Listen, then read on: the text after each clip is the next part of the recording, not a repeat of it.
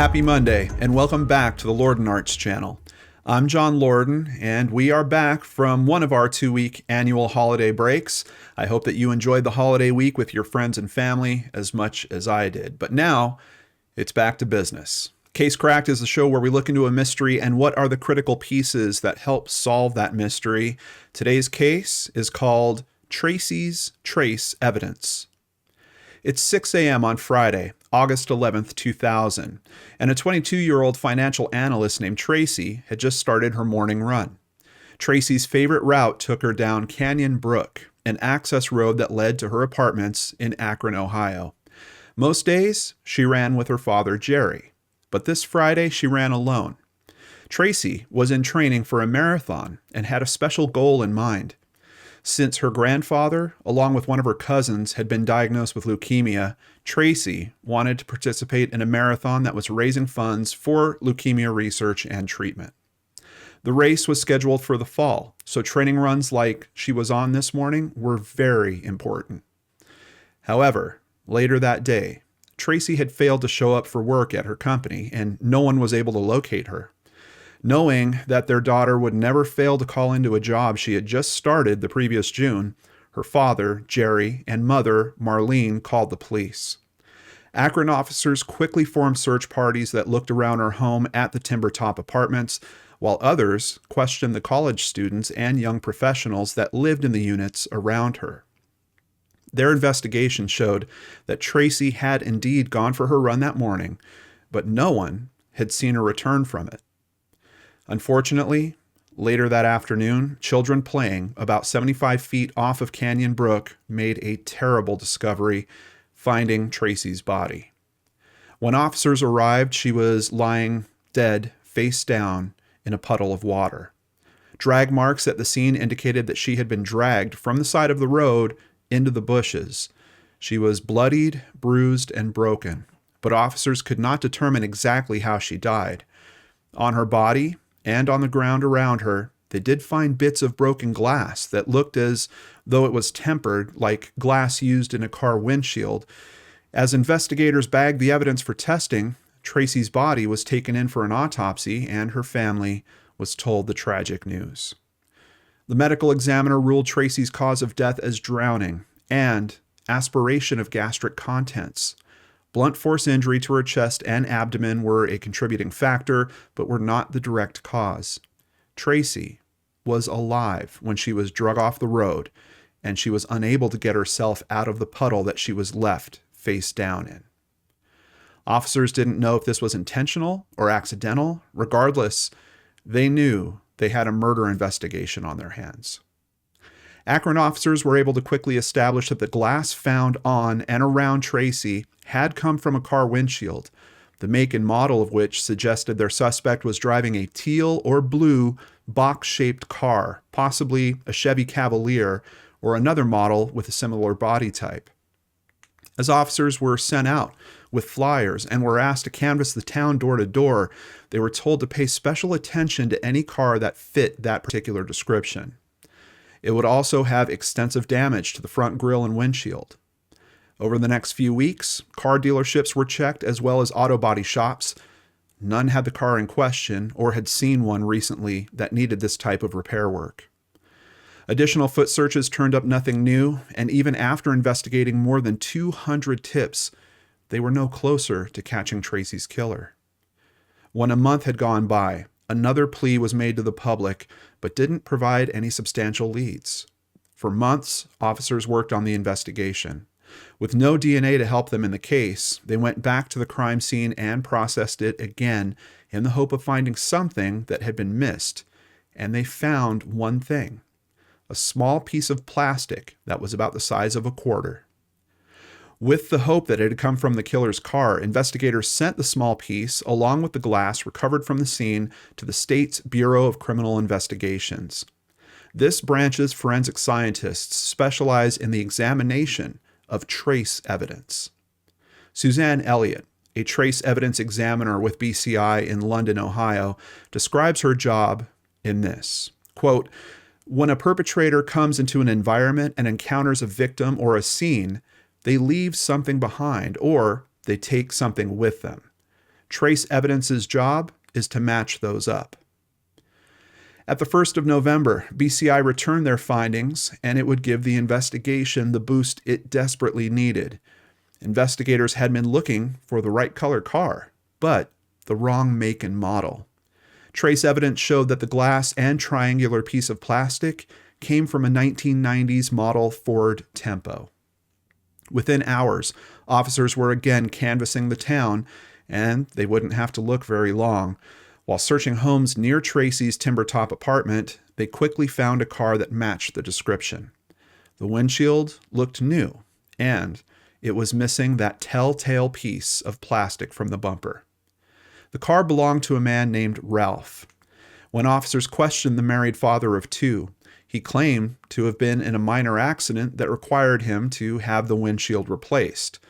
All of the local body shops had been investigated, and none did this work.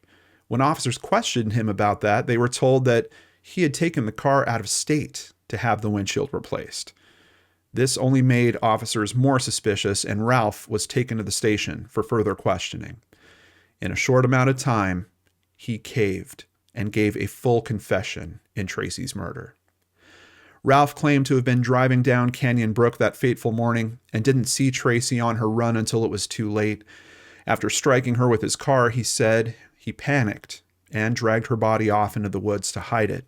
He said he thought she was dead when he left her in that puddle, and he was horrified to learn that she was not. Police quickly placed the 38-year-old under arrest and charged him with involuntary manslaughter, reckless homicide, 3 counts of tampering with evidence, aggravated vehicular homicide, 2 counts of obstructing official business, hit skip, which is Ohio's version of hit and run or failure to stop after an accident, and falsification. In court, Ralph insisted that he never knew Tracy and had meant her no harm, which investigators actually agreed with. However, the man concealed his car in the days after the murder and took it out of state for repairs, never knowing that the small piece of plastic he thought was unimportant would be the piece that sealed the case. His attorney tried to get Ralph's charges thrown out on a technicality, but it didn't work. Next, he tried to show how bad his client felt for what he had done by calling Tracy's death a tragedy and providing an apology letter from Ralph to the court. Quote, "I will never be able to explain why I acted the way I did. I'm not sure myself and may never be. If I didn't panic, your daughter might be here today. But the fact is, I did panic, and I'm truly sorry for it. I wish I could live that moment in time over again and things would be different, but I can't." Although Tracy's family was relieved that her killer had been caught, his words meant little to them. Her parents, Jerry and Marlene, told reporters that they still had many questions. Why did he leave her for dead like a doll, they asked, and rightly insisted, you don't just leave a person there. After a short hearing on January 24th, 2001, Ralph finally accepted a plea deal, pleading guilty to the charges of an involuntary manslaughter, tampering with evidence, and hit skip. After sentencing, Tracy's mother, Marlene, had a victim's advocate read her impact statement to the court. In it, she talked about a mother's love for her daughter, Tracy's love for her family, jogs with her father, and her budding career. Quote, "Your actions destroyed so many lives. They say it was an accident and you panicked. Panicked is just driving away. Panicked would just be taking her off the road. You dragged her into the woods. You left her to drown face down in a puddle. They say you thought she was dead. So did you mean to put her in that puddle to make sure of it? Tracy had her whole life in front of her. She was on top of the world, and you stole that world from her. 10 years is nowhere near enough. You killed my hero, my best friend, the one person I'd give my life for. You killed the nice, sweet, happy girl I once was and left me a lonely, bitter, broken shell." Case cracked. We would like to thank News 5 Cleveland, newspapers.com, the Akron Beacon, and News Herald, and of course, a big thank you to Christy Arnhart for researching and writing up today's case, and here she is now to discuss it with us. Well, Christy, you know how to pick them sometimes. Man, what a tough story. And it's interesting because there's almost a question of how criminal is this case? Because it's obviously an accident when it starts, but then it kind of moves on from that. You had some thoughts you wanted to touch on about that? Yeah, that was one of the things that drew me to this case. It wasn't just that Tracy was such an awesome person, and it wasn't just how the evidence was processed, which is totally different from what we usually cover nowadays. Yeah. It just, my goodness. I mean, you really do believe that he didn't mean to do this, but it's just unconscionable to take this woman's body and not just throw it into the woods, but in a puddle. It's like she meant nothing. And Yeah. he should have had more respect. I think her mother really hit it strongly and appropriately. That, yes, would you freak out about something like that? Sure. Maybe you would flee the scene. Maybe you wouldn't call for help. I already think that that's pretty dang close to criminal. I think there could actually be some charges that come even if you just hit skip or flee the scene. But then the extra steps, I mean, it's like you're covering up a murder. And he went to extremes. He took this woman off the road and threw her in bushes where she wouldn't be seen. Right. He took his car out of state to have the repairs done. I mean, he made a very conscious effort to cover up his actions. Yeah, those are all huge steps. And it's weird because obviously he didn't premeditate this happening, but it's like as soon as the accident occurred, like he had this criminal mindset just kick in. And I'm just going to go about trying to absolutely cover this up. And then it's so, I don't know what word I'm looking for. I feel so strongly about the fact that it was basic detective work that actually helped crack that. And to your point earlier, we don't hear about cases like this a whole lot. They literally found a piece, and that piece, the size of a quarter, a piece of plastic, is the thing that just breaks the whole case open. Yeah, it was very good police detective work. Yeah. And obviously this is a case from back in 2000. And you guys might have noticed we didn't really go into the identities of the people too much on this.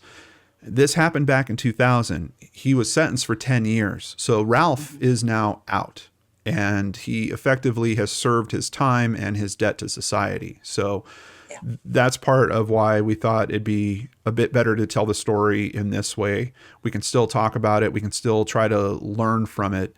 I don't know. In that situation, I think it's just a big call out to don't be a criminal. Like at any point, like that could have been so simple for him to have dialed 911 and said, "Oh my God, I just hit a woman," and emergency services could have showed up and she might have survived. Or even if she didn't, he would have completely wiped out any criminal responsibility just by doing the right thing and actually calling out that, hey, there was an accident here.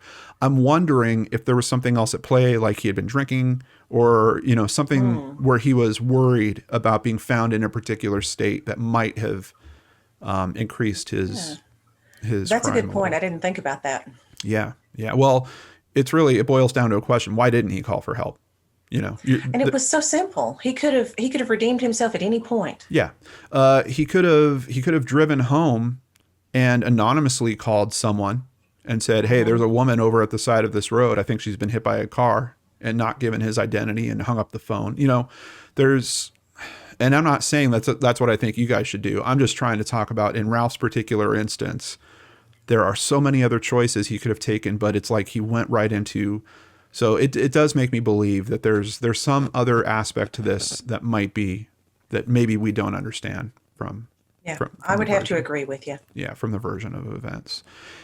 He went so far with the cover up on this. I know. And he continued to lie even after police got there and were like, "Hey, we noticed your car." Yeah. And he just continued. Yeah. I mean, I guess if anything, in terms of lessons we can talk about, my wife and I used to organize a running group, and we helped train many, many people for half marathons and full marathons. And, there's some basic things about, like when you go running, make sure that you're facing traffic. Because if she saw a car coming, if you're actually facing traffic, you've got plenty of time to react. You can jump out of the way if you see that they're coming for you.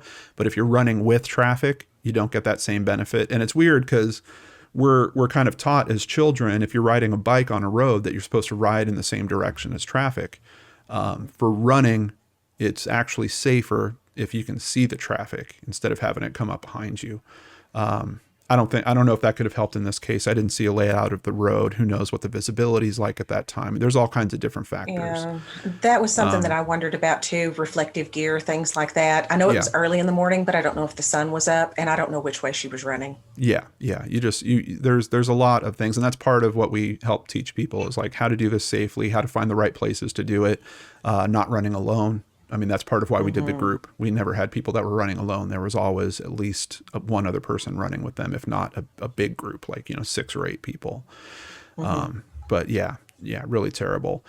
Since her death at the local Run for the Hills 10K, runners actually wear armbands in remembrance of Tracy.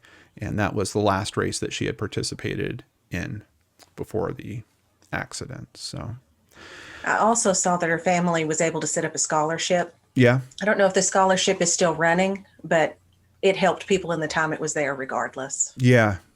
Obviously, this is, a case that's 20 years old. But I went looking for it, too, because I wanted to see if we could make a donation to it. Unfortunately, I couldn't find anything on it. But Thank you so much. Really appreciate you putting this together for us and spending some time with us here today. And we've got some other people to thank right now. Thank you, PayPal supporters Mark Witt, Hillary Green, Jennifer Wilson, Brandy Fry, Emma Rostron, Loretta Allen, and Jennifer Dixon. If you'd like to support the channel, please visit lordandarts.com. There you can sign up for PayPal, sign up for Patreon, or buy merchandise. All of it keeps me here with limited commercials, so I really appreciate your support. Remember, you can get another Lord and Art story every week on the Seriously Mysterious podcast. A new episode is coming tomorrow and every Tuesday after that. Visit seriouslymysterious.com and remember to subscribe on your favorite podcatchers. Or I'll see you again on YouTube on Wednesday with a new episode of Searchlight right here on the Lord and Arts channel.